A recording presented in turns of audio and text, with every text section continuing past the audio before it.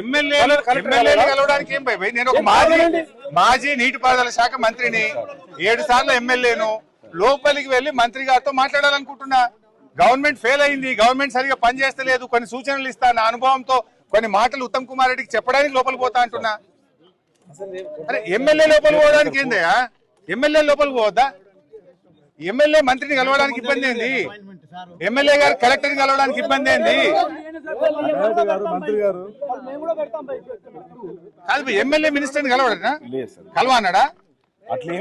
మరి కలుస్తా, మరి తలుపు మరి. అరే నేను గంట కిందనే మీకు చెప్పిన, నేను కలవాలనుకుంటున్నా అని చెప్పిన. ఎమ్మెల్యే మంత్రిని కలవడానికి డోర్లు పెట్టుకోండి. ఇంత భయం ఎందుకు మంత్రికి? కలవనంటే పోతాం మరి.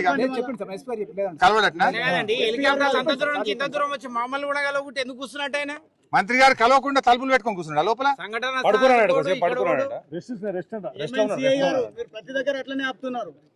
మంత్రి గారు కలవన్నాడట.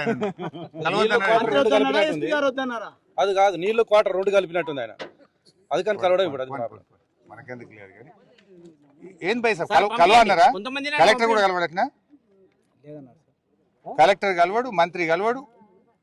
6 రోజులైంది, ఇంతవరకు మనుషుల ప్రాణాలు ఏమైనా తెలివై, డెబ్రిస్ బయటకు రాదు, లోపల తలుపులు పెట్టుకొని కూర్చుంటే ఎట్లా భయ్? వచ్చింది లోపల పడుకుని కదా.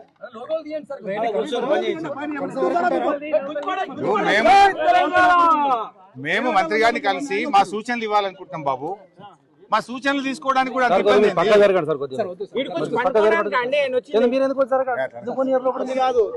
ఎందుకు పోనీ రీజన్ చెప్పండి నాకు.